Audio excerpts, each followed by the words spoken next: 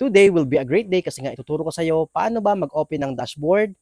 And once mo-open mo na to, makikita mo rin magkano kinita mo, kailan ka sumali, magkano yung e-points mo, ilan na ba yung downlines mo, at marami pang iba. Bago yan, mag-subscribe ka muna sa aking channel. Pag hindi mo kasi alam paano i-access yung dashboard, hindi mo malaman yung progress ng business mo. Kasi hindi mo alam kung magkano yung benta mo for the month, for a week, and hindi mo rin malalaman kung ilan ba yung downlines mo or members mo sa iyong organization. Of course, hindi ka rin makapag-encash, hindi ka rin makakabili ng products through e-points. Marami kang transaction na hindi makagawa kapag hindi mo alam paano i-access yung dashboard. Siyempre, kung alam mo to, pwede mo rin ituro to sa mga members mo. Kaya make sure na tapusin mo yung video na to. Una dyan, pumunta ka ng register.ifernglobal.com.ph and enter mo na yung iyong username and password. Login ka, then ito, next mo lang siya. Ayan. So, ito yung yung dashboard. Nakalagay dyan yung date, kailan ka sumali. Anong account yung kinuha mo, yung rank mo, builder, halimbawa. Ito yung wallet. Ang e-wallet, ito yung income mo sa dashboard, tapos ililipat mo sa wallet mo para pag bumili ka ng products, ang ibabayad mo ay wallet. So, example ako, sa tatay ko, no, gumamit na ako ng wallet na 5,065 pesos pambili ng products. iLifestyle points naman, ayan, ito, pwede mo tong pambili ng products sa iFern. So, ako, gamit na gamit ko din yan. So, paano ba makuha yung iLifestyle points? Every fifth pair or every fifth cycle, kakaroon ka ng iLifestyle points. So, ito naman, yung remaining BUB, tapos accumulated BUB, dito mo matrack kung ilan na ba yung downlines mo sa left and right. So, for example, 6,670 BUB. Ang nasa left side, sa kanan, ganun din. So, BUB pala yung ginagamit na unit dito sa iFern dashboard. So, one package is equivalent to 150 BUB. Yan. So, ito, kung gusto mo malaman kung ilang packages yan, yung 6,750, i-divide mo lang siya by 150. So, kung ano yung lumabas, yun yung number of packages na meron ka sa left at sa right. Commission flow, kung today, yan, kung ngayong araw meron kang pinasok na commission, lalabas po siya dyan. Pero kung wala naman, gusto mo makita yung total nung na-income mo, for example, itong account na to, yan, sa faster commission or referral, wala pa naman. Team sales commission, meron siyang 54,000. Group sales rebates, meron siyang 105. Ayan. Tapos, total income, ito yon. Total encashment, balance, 0. Yun. Yan po sa commission flow. Lifetime income chart. Ito, dito mo makita kung saan pinakamalaki at pinakamaliit yung source mo ng commission. Yun. Tapos dito, sa rank advance, PSD, ibig sabihin nito, personal sponsor direct. Cycle, ito yung pairing. So, GSR, group sales rebates. Kumbaga, ito yung mga requirements para makuha ka ng rewards and incentives. So, for example, for team builder, kasi merong commission or incentive na 20,000, let's say itong account na to, kulang pa siya ng dalawang tao or PSD. Yan. Kulang pa siya ng 55 cycles or pairs. Kulang pa siya ng 9,895 na group sales rebates. So, kumbaga dito matrack mo kung ilan pa yung kulang mo para makakuha ka ng rewards and incentives or promotion. Monthly maintenance, dito mo na makita yung current maintenance, ginagamit to para sa team sales commission. Halimbawa, previous month, nag-maintain siya ng 500 pesos para magkaroon siya ng team sales commission. So, ikaw, no, let's say may pinasok ka ngayong month, so, ngayong May, dapat mag-maintain ka para makakuha ka ng team sales commission maintenance. Kasi pag wala, sorry po, no, yung pinasok mong benta, wala po siya. Disregarded. Masasayang lang. Kaya, lagi ka pong mag-maintain. Pero yung maintenance, optional siya. No, kung may benta ka, mag-maintain ka. Kung wala kang benta, huwag ka mag-maintain.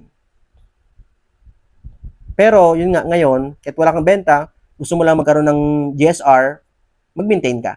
And makasali ka din sa mga raffles. Daily cycle count, ito yung maximum encoding or cycle per day. So, let's say, pag distributor pa lang, hanggang 12 cycle or pairs per day ang pwedeng ipasok.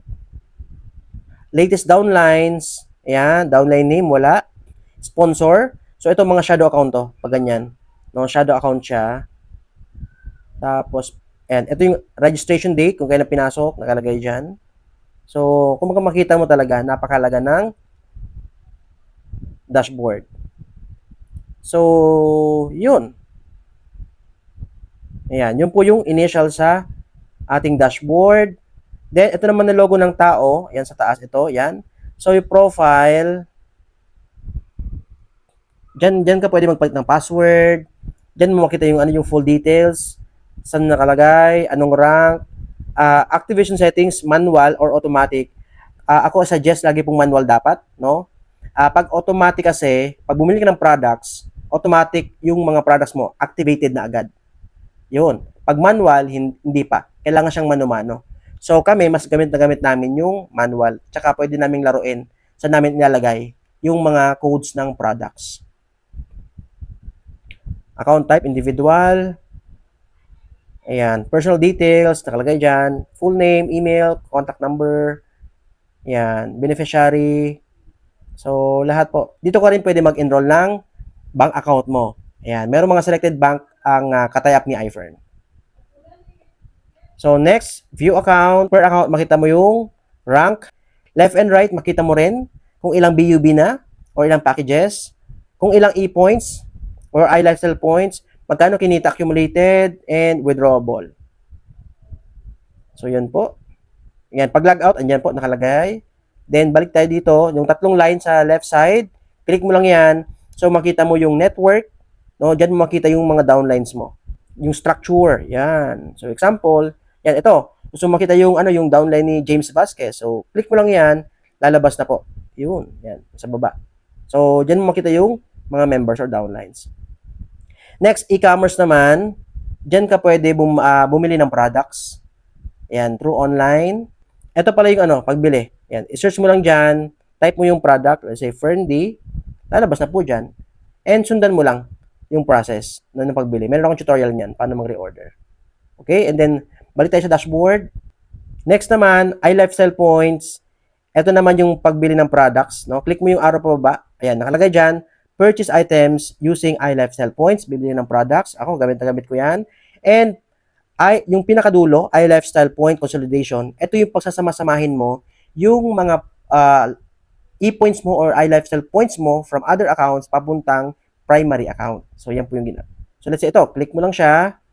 Then, select account. Let's say number 2, kung meron man. Lagay mo yung amount ng points na gusto mong i-transfer sa primary account and lagay mo yung password. And then, that's it. No? Ganun siya kasimple lang. Click ulit yung tatong link sa left side, sa taas. Code activation. Yan, meron nitong tutorial din.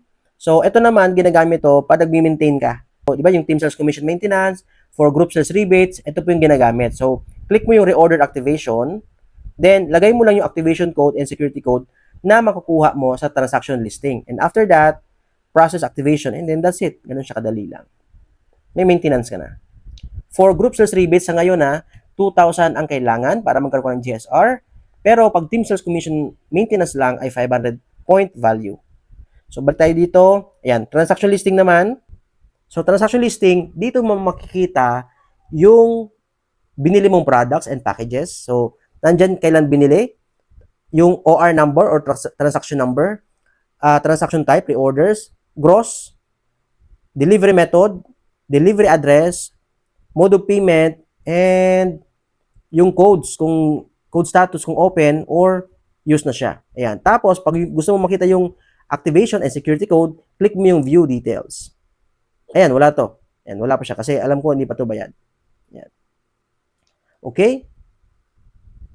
Pati po, code and codes ng packages, diyan mo siya makita sa transaction listing. Encashment naman. Ito, paano mag-encash ng commission. So, lagay mo dito, click mo yung arrow pababa. Ayan.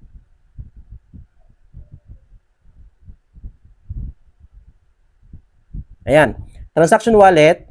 So, ito yung pag-transfer ng commission mo sa dashboard papuntang wallet. So, let's say ito. Click natin. Yan. Enter mo yung amount. Magkano gusto mo i-transfer. Tapos, password. And then, yun lang. Mabilis lang siya.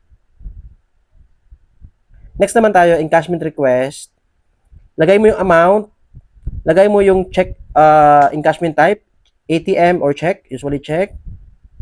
Then, release method, gusto mo bang pick up or ipa-ship out mo? sa address mo. Then, lagay mo yung password mo. So, yun lang. Then, iFern 4P, ito yung shadow account. So, dito, enter mo lang yung, ito, yung 4P code generator. Click mo yan. Tapos, click mo yung auto. Tapos, pag kumpleto naman yung, yung codes mo, let's say, nakaipon ka ng mga 12,000 point value, so, lalabas sa baba, meron dyang generate code. Ayan. Yung maraming codes, magiging isa na lang na codes ng shadow account or 4P. Pag may code ka na, click mo yung 4P generation.